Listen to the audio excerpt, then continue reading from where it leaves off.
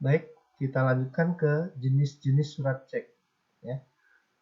Surat cek itu jenisnya kalau kita lihat dari sudut pembayaran dibedakan jadi 3. Ya. Ada cek atas tunjuk, ada cek atas nama, ada cek bersilang. Ya. Sekarang kita lihat cek yang pertama, cek atas tunjuk. Cek atas tunjuk ini biasanya nama pemegang atau pembawa tidak dicantumkan di dalam lembaran surat. Ya. Karena nama pemegang atau pembawa tidak dicantumkan dalam lembaran surat, maka bank akan membayar kepada siapa saja yang membawa, menunjukkan, minta menguangkan cek yang bersangkutan. Ya. Siapa saja boleh menguangkan cek itu. Ya. Yang seperti apa klausula cek atas tunjuk? Misalnya, kata-katanya seperti ini. Atas penunjukan cek ini bayarlah uang sejumlah 1 juta rupiah tunai. Jadi nama pemegang tidak ada di dalam lembaran surat. Ya. Cek seperti ini, ya, pemindah tanganannya gampang, peralihannya gampang, cukup dari tangan ke tangan. Misalnya, ya, cek ada pada pemegang pertama. Sebelum pemegang pertama menguangkan cek, dia transaksi dengan orang lain. Dia menggunakan alat bayar dengan cek yang dia punya, ya, kepada pemegang kedua misalnya. Maka pada saat dia melakukan penyerahan cek, cukup diberikan saja ceknya kepada pemegang kedua. Demikian pula seterusnya, pemegang kedua bertransaksi dengan pemegang ketiga sebelum tanggal jatuh tempo, sebelum diuangkan ceknya. Ya, dia bayar dengan cek yang dia punya, dia tinggal berikan cek kepada pemegang ketiga.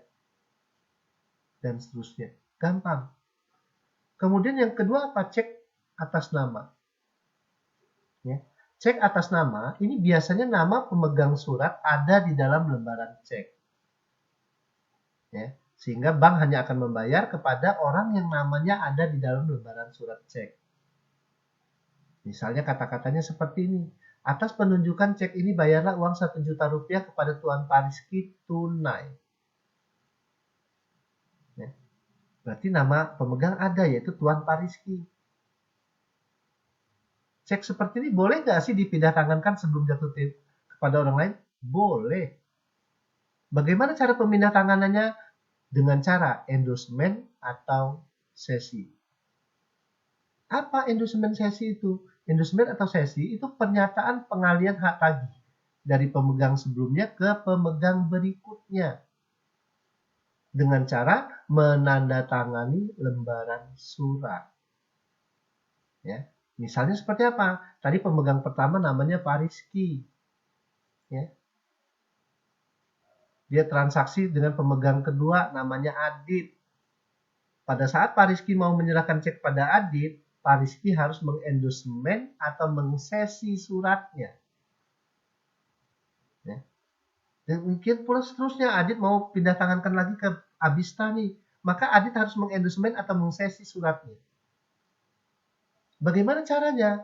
Kalau endorsement, ya, pernyataan pengalian hak tagihnya langsung dilakukan di atas lembaran surat itu. Misalnya ini lembaran ceknya, langsung dibuat.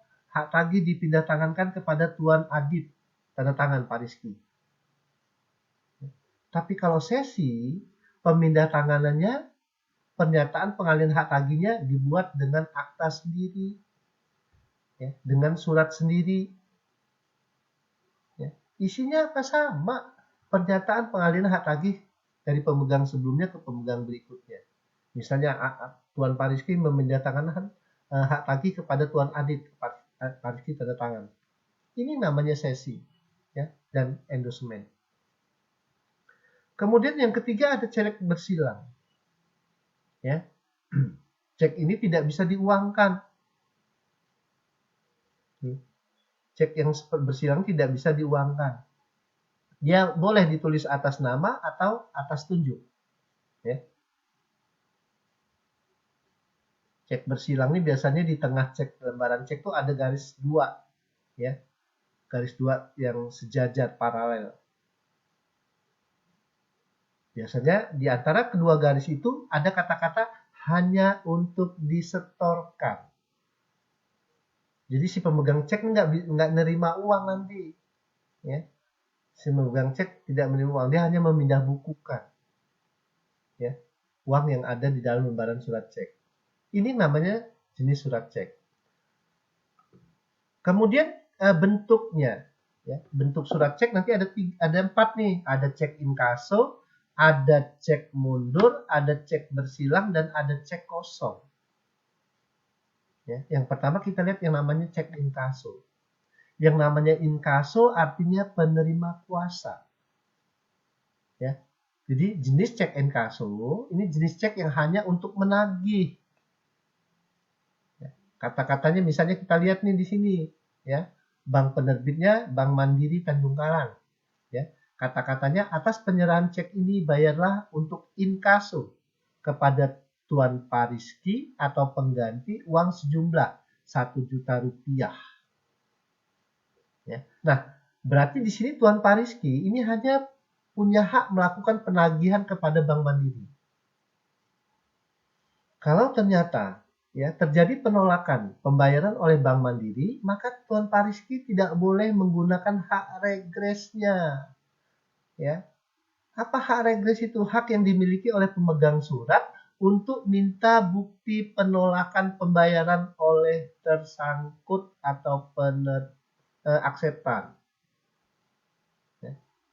Nah, di dalam cek inkaso, si pemegang Tuan Pariski tadi nggak punya hak untuk minta hak regres kepada Bank Mandiri.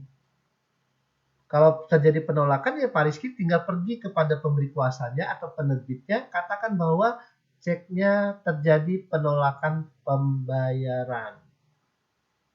Ya, ini namanya cek inkaso. Ya, beda ya dengan cek biasa ya. Ya, kalau cek biasa terjadi penolakan pembayaran, maka Anda sebagai pemegang cek minta hak regres kepada banknya. Tolong berikan hak regresnya. Pernyataan dari bank bahwa terjadi penolakan pembayaran. Sehingga Anda boleh datang ke penerbit atau pemegang sebelumnya, katakan bahwa terjadi penolakan pembayaran. Apa bukti terjadi penolakan pembayaran? Ini hak regres yang diberikan bank. Ya, sehingga si penerbit, pemegang sebelumnya, itu bisa lihat bahwa oh terjadi penolakan pembayaran. Ya. Ini namanya cek inkaso.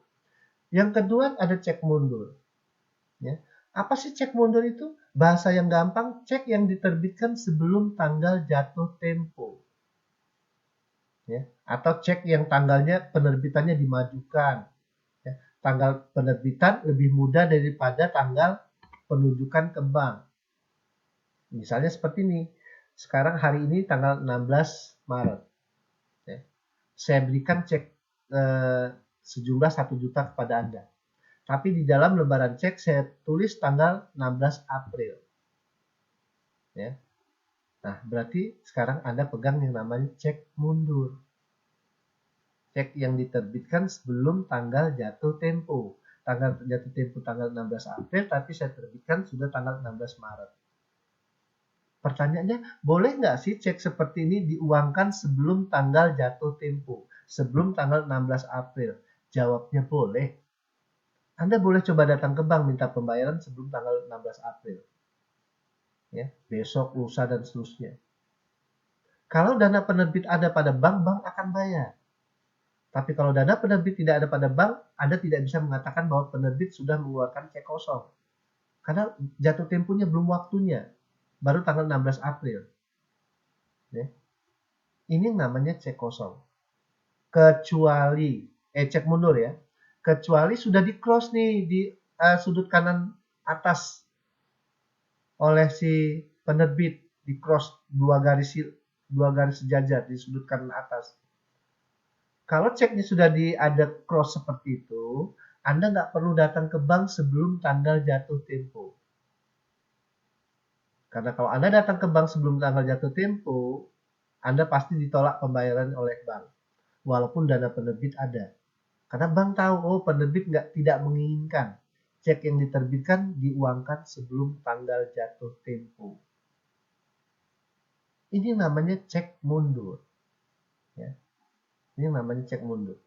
Kemudian yang ketiga apa? Cek bersilang. Tadi ya saya katakan ya, cek bersilang ini alasan diterbitkan cek bersilang adalah untuk pengamanan penerbitan cek. Ya, cek atas tunjuk peredarannya dibatasi, pembayarannya hanya diberikan kepada orang-orang tertentu saja. Ya, dan cek bersilang tadi ada bersilang umum dan ada bersilang khusus. Cek bersilang pada dasarnya si pemegang ini tidak membawa uang tunai, tapi hanya sifatnya menyetorkan atau pemindah bukuan sejumlah dana. Ya.